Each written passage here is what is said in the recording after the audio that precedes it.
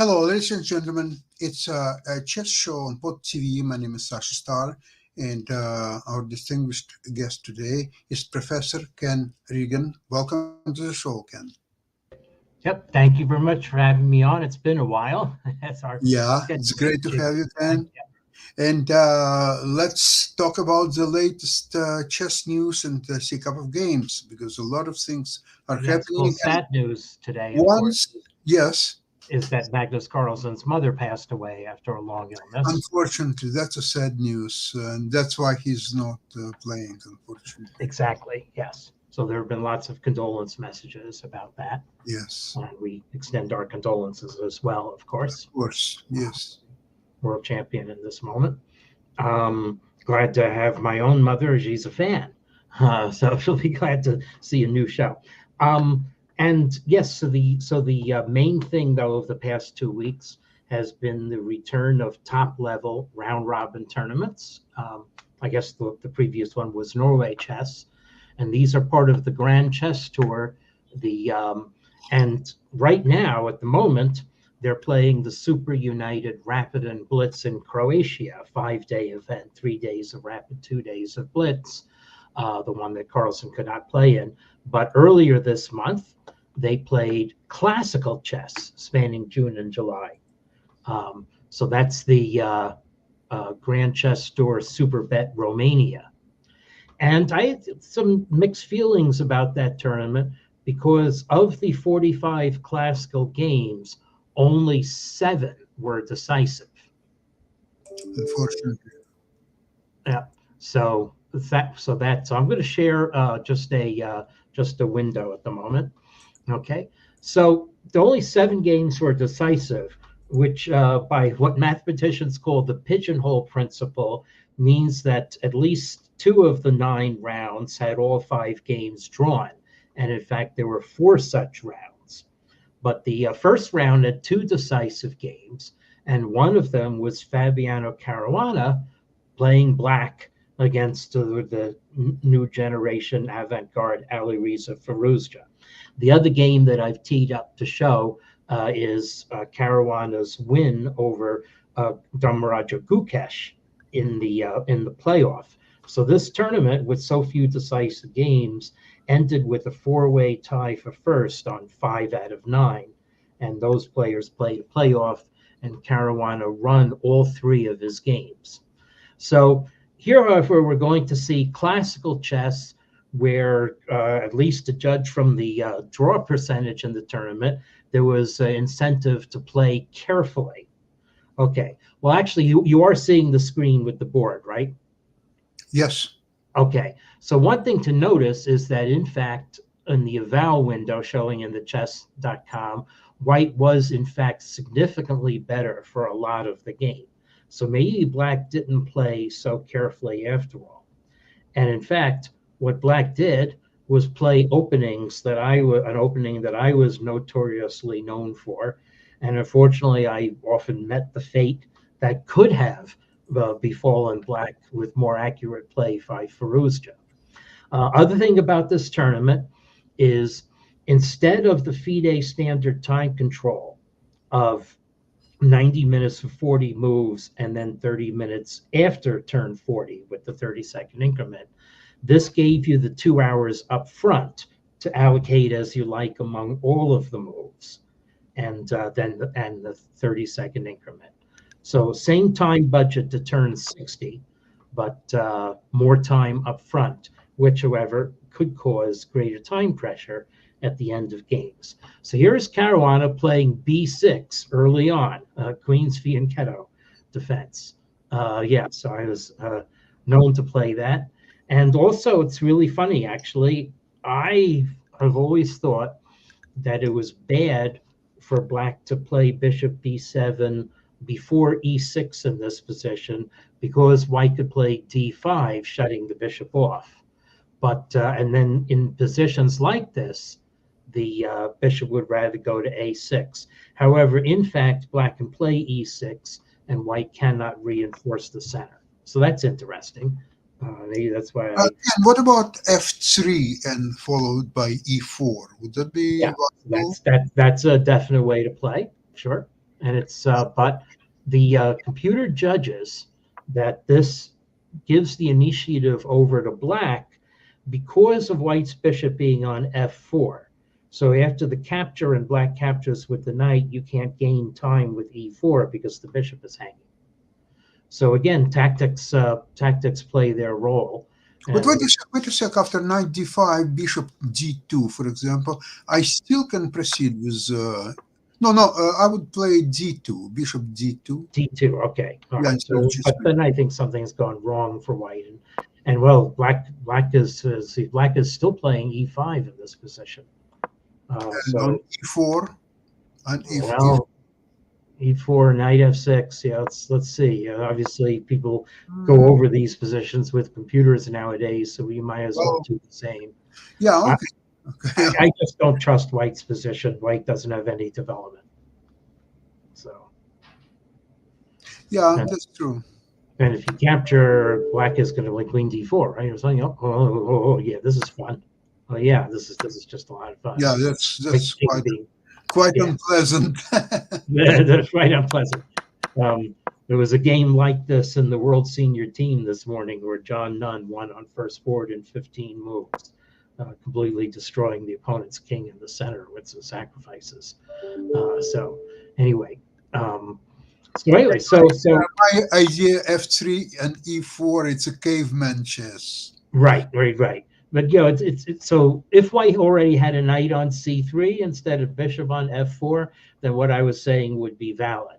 But so maybe bishop f4 is premature on second move. Yes, it's the London wannabe system, I guess. I don't know. Anyway, white played knight c3, which the move cannot be criticized. And black played d6, which again is not how I play these positions. I would play e6, but white plays g6 now. I still would have. Well, actually, I wouldn't have my knight on f6 if I were going to do double fianchetto. So this is all very weird.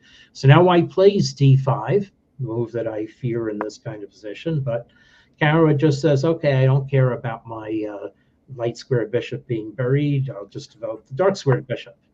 So white plays e4. This looks like a very good Benoni. And in a Benoni type position, white bishop on f4 makes sense. Well, it's a Benoni if black plays c5 or some more pawns get traded, I guess. So e5. White's bishop falls back, c5. So black has a pawn wedge on the queen side. But if you look at the evaluation is verging over the 0.7 mark. That is considered by Larry Kaufman to be a substantial advantage for white. And black can get a knight to c5, but it's not necessarily going to be stable there as white is equipped to get into b4. So black plays c5 instead, thereby shutting off the knight as well as the bishop. This gets a question mark from chess.com just for positional reasons. Now white can go to business on the king side. We'll see in the other game that I'm going to show a case where black's play with f5 is effective, but that's not going to be the case here for a while. G4 is restraining black from playing knight g4 and also preparing a storm, and black falls back. Black's knight on c7 seems to be very badly placed. So now white begins the attack, and already the computer is showing over 2-pawn advantage for white. So the next question is, how does white manage to misplay this? So already white forces the issue. That's fine. But taking with the bishop is, I don't know, taking the bishop looks mighty attractive to me. But this is where chess gets very mysterious to me. So we want to play king g8. We switched to a different Stockfish engine. That's why the evaluation has gone down. But then just wants to play a4, stopping all of black's counterplay, b5 not being the case. And white's knight on g5 is really a permanent fixture in the position. It's not going to be moved, even if black can arrange f6. There's too many other things that would be weak. And after bishop a6, white just firms up with b3. Sorry, b3. There we go. And White is just going to castle or play king e2, double on the king side, and win. So anyway, so I'm sure that Firouzja thought the bishop on g5 was equally a permanent fixture in the position, but it was mistimed. It's not check.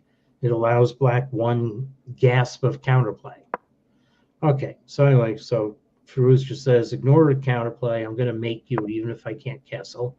Well, it allowed black's bishop on g4, and now this is just too slow. Now suddenly black is developed and white is not developed. So classical chess, all the time in the world to think, but actually not all the time in the world to think.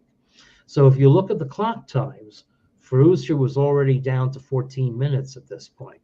He'd had 48 minutes, but started using chunks of time, 12 minutes there, 16 minutes there on the decision to go for the attack. So Firouzja had already run himself short of time, and the time pressure was significant because of what I said about the there not being a new lump sum of 30 minutes looming in the future. This is really 14 minutes plus increment for the rest of the game.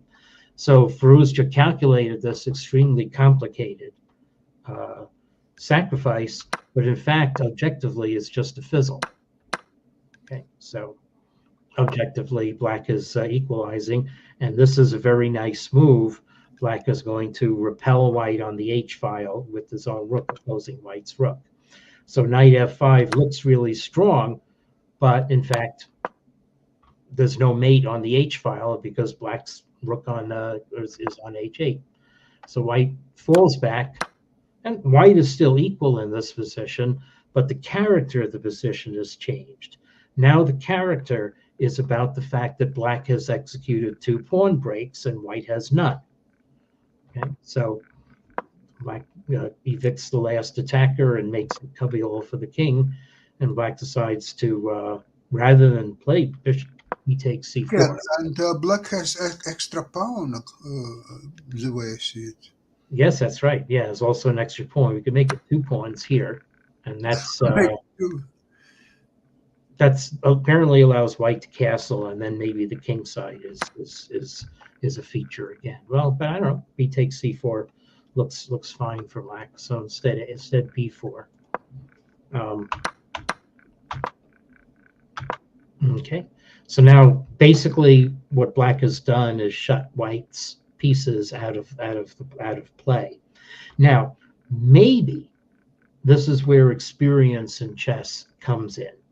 Okay, because really white is going to play f3 at some point. White does mistime it. White is going to play b3 at some point. Black can play f5, and then black will really have an extra pawn, but white should be able to erect a light square blockade. And it's not clear at this point how black is going to pressure the bases of white's pawn chain, the pawn on eventual pawns on b3 and pawn on f3. But Caruana must have some experience with this position because the endgame is really interesting, and in fact, white cannot prevent black from crashing through, as will happen. The only weakness in black's position is d6, but there's no way for white's knight to get there, except maybe g1, f3, h4, f5, because black pawn cuts off access to g3. Well, maybe that's what white is thinking in this position. Okay, so we take, and now queen f3 is the mistimed move. White had to play f3, and then that would have the extra virtue of allowing white's queen to come to h3 next, and they would essentially, black would still have the extra pawn, but white might have some light square compensation. Instead, this, and the problem is that now black's extra pawn makes it felt in a big way, because if you take b takes f5, then black is crashing through with e4 in these positions, maybe with some preparation. Okay, so white captured and played f3. So white is trying to erect the light square blockade. So now white has played f3 and b3. So the whole question is, can black break the blockade? I think knight d7 probably is a good move. And Yeah, if you take on g4, then knight f6. Yes. So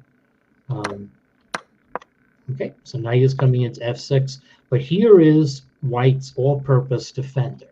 The knight on d2 covering e4 and b3. And the question is, can black dislodge the knight? And the answer is yes, if black can get his bishop behind white's pawn structure, or if black can play the move f3. So the whole question becomes, well, white is going to play the king to f3. So now, can black simultaneously dislodge white's king off f3 and enable f3 to be played in a way that will get the white's king out of the blockade and be able to effect? So first stage of this plan is to embed the knight into white's position. Okay. And now white's king is even more active on g4. So the question is, can you force white's king to retreat? And the answer is apparently yes. Okay. So black marks time, white marks time. And now the question is, what's happening? Well, if bishop g1, then black will play actually like in the game. I thought f3, actually black can play f3 right away. Okay. So the engine actually already sees that black is winning this position, and it looks surprising because it seems that white has a blockade. But in fact, after a little bit of timing, black achieves the key arrangement and how he intended to prosecute the game. Okay, so white has two choices here. One is to allow what happens in the game, and that actually brought about a quick collapse. And let's just see what happened. Okay, so black just played, a safe move. What king g6 is preventing is it's preventing white's cheapo knight takes e5 and d6, d7, d8, making a queen, aided by white's bishop. White can't defend the b3 pawn, and in fact, Firouz just sacrificed pawns. But after this, he gave up. White's pawns are not going anywhere. White is going to lose another pawn. Okay, so the actual interest in this position is what would have happened had white dropped back the king to f3. Okay, so the answer is black infiltrates in the sense of being able to filter into the position. This is almost a kind of Zugzwang. Okay, well, it's not really. Black's plan is simply going to be to ooze the bishop up to g4, and then black's king will be able to come around in the long manner. Okay, so if we just play, there are horizon effects with the computer, so the computer's play might not be completely consequent. But this is actually really pretty. Well, white does not want to trade bishops. Let's trade bishops. Okay, so now this really is going to be Zugzwang because white's king is going to have to give way and allow black's king to enter. And black can win in various ways. Black can take over the wonderful d4 square for the knight, and then that knocks white's king out of f3. Black can bring the king around here. Okay, he's trying to keep white out. It's hard to tell what the best moves are from just playing like this, but this is the basic pattern. I guess black black has to. I guess white can keep playing here. So black has to arrange this kind of position with its being white to move. Though frankly, I think black will just play this. White cannot capture on f3. The king and pawn ending is obviously lost. Maybe I'm not being totally accurate here, but black is certainly going to make progress either by winning the b3 pawn or by penetrating with the king. So anyway, an interesting endgame by Caruana, merits further study. Firouzja's bishop and knight were not able to maintain a blockade, and that's interesting. I have a friend who was studying fortresses in chess, so it's interesting to see when an apparently solid fortress must fail. Even when black has a nominally bad bishop, and white has a supposedly good bishop.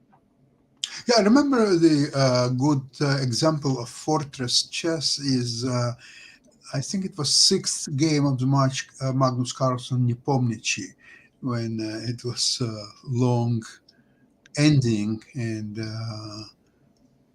Magnus found a way how to crush his defensive system. So fortress didn't survive. And actually Magnus was one who declared that there are no fortresses in chess. He can crush any of them. Yeah, you may be right. Okay, well, we're gonna see a different game. We're gonna look over the okay. So Super Romania Chess Classic, and this is just want to show the denouement of the tournament. All games were drawn in round 5, but Firouzja struck back and won in round 6. So Firouzja finished with 5 points and made the playoff, and actually won 2 out of his 3 games. Lost the decisive game to Caruana again in the playoff. Round 7, all draws. Round 8, all draws. Round 9, one game where Anish Giri prevented Fabiano Caruana from winning the tournament outright by knocking him down into the tie with a win. But Caruana nevertheless won the game. And I'm sorry, it's not Caruana over Gukesh. No, the game that I selected to show is Praggnanandhaa over Gukesh.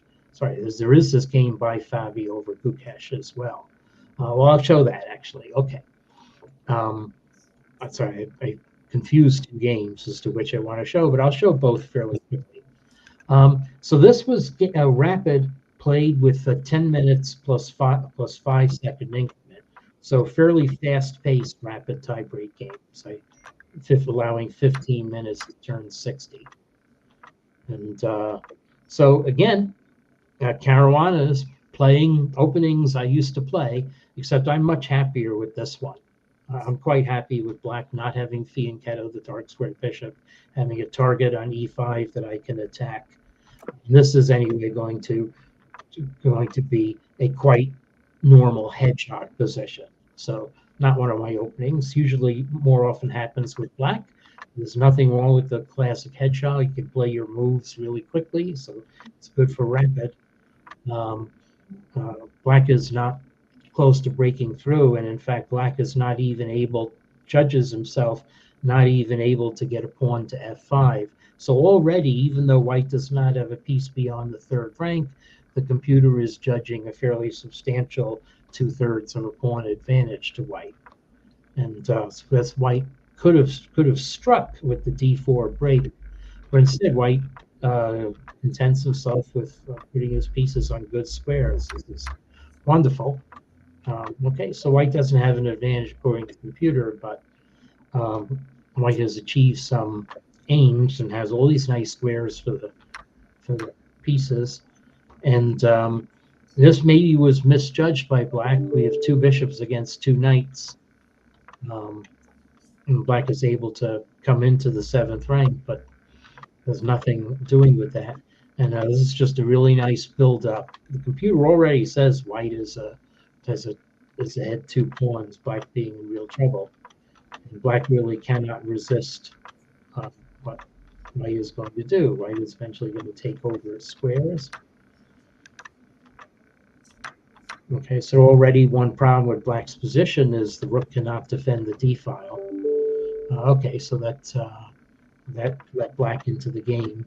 It's rapid chess after all. But black still has more holes than white does. And when you're playing fast chess, holes matter for things.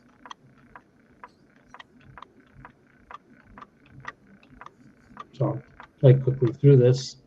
Yeah, apparently this was a mistimed attack, and h4 gaining space on the king side would have kept the pressure on. Okay, black didn't find the right order to move, so white's bishops get more active. White wins back to pawn. So is this winning for white? Here's another position with an extra pawn. Can black maintain a fortress? Computer says it's probably drawn. but black allowed white to get an attack on the light squares. Here we are, attack on light squares, and white is winning again. Right, white mistimed it, but now white really is winning, and this time white does not give it up. Bishop g6, nice tactic. Okay. Now white is clearly winning, so just 2 points up.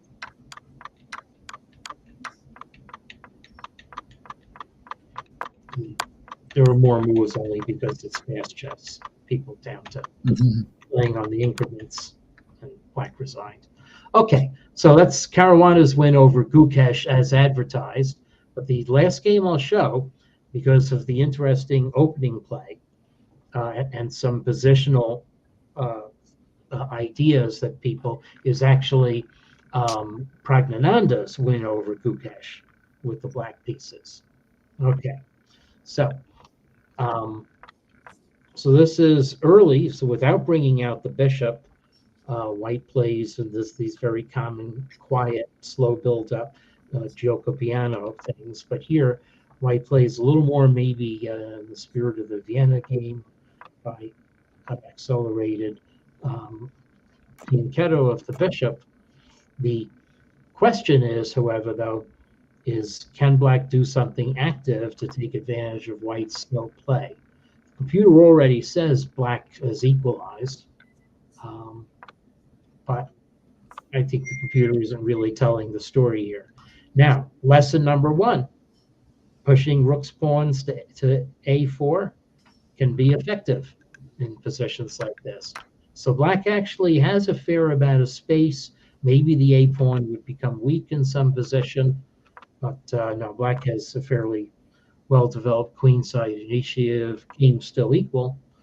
White, on the other hand, attacks with the f4. So this is a case where the typical Vienna strategy of attacking with f4 is going to bear some fruit, and could have borne fruit if white had timed things correctly with the initiative on this side of the board.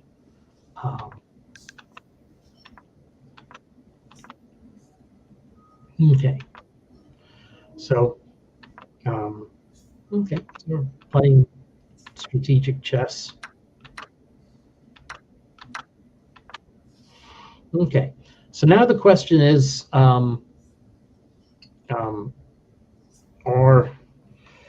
white's pawns strong or weak? Same thing about black's pawns. White has some good squares. Okay, so it's still objectively an even position, but white is certainly the one pressing in this position. And normally opening up the game for the 2 bishops should be a good idea. But another feature of this position is black having 2 versus 1 on the queen side. So, but yep, this is actually a win for white.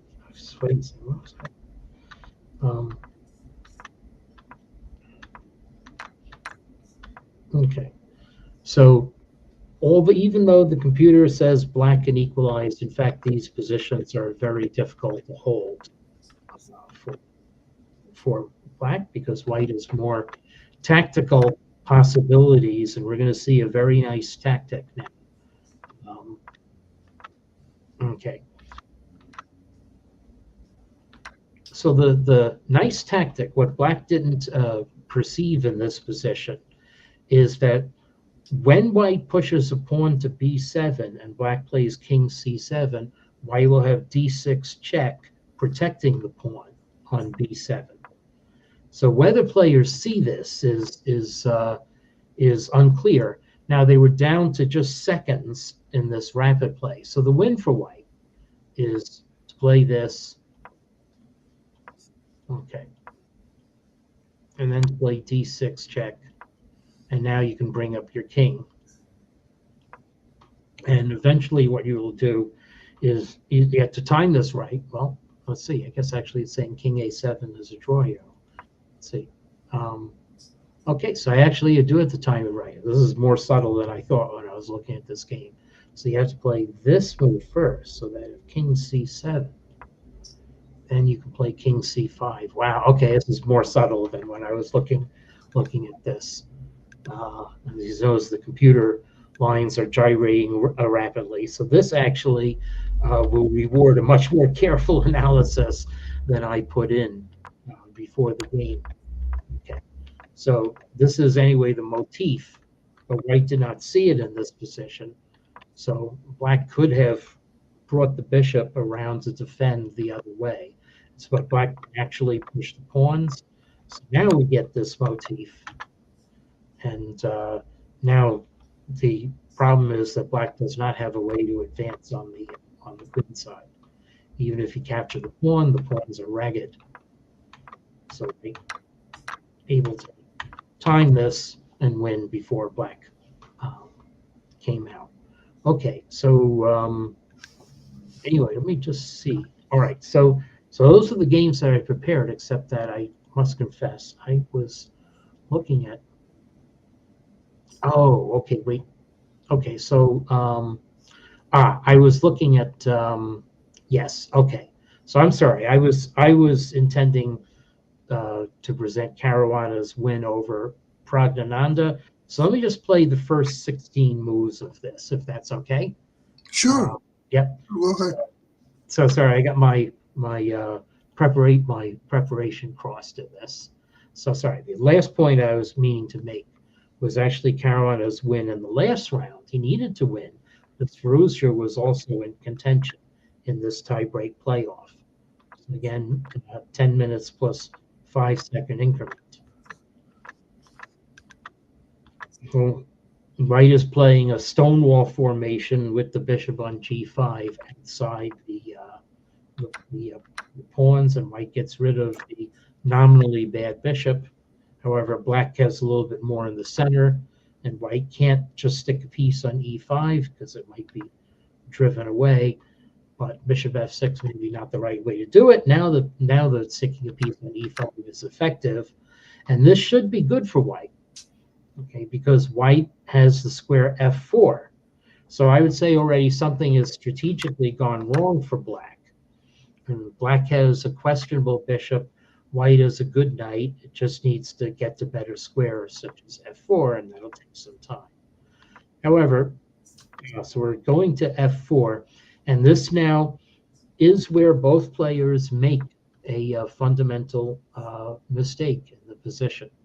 So white's plan is knight h3, a4, f4, and black needs to say, well, how can I get some counterplay? I want to put the bishop on a6. I want to castle, tuck the king away in the corner, and then maybe be able to have things come on the c file. Instead, black puts pawn where it's going to become a fixed weakness.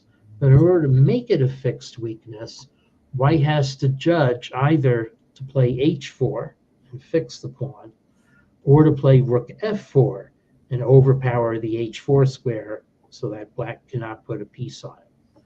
But instead, white went through the plan a little bit too glibly, and now black plays h4. And black is maybe okay in this position because white cannot gang up on h4 faster than black now. And black has air and space.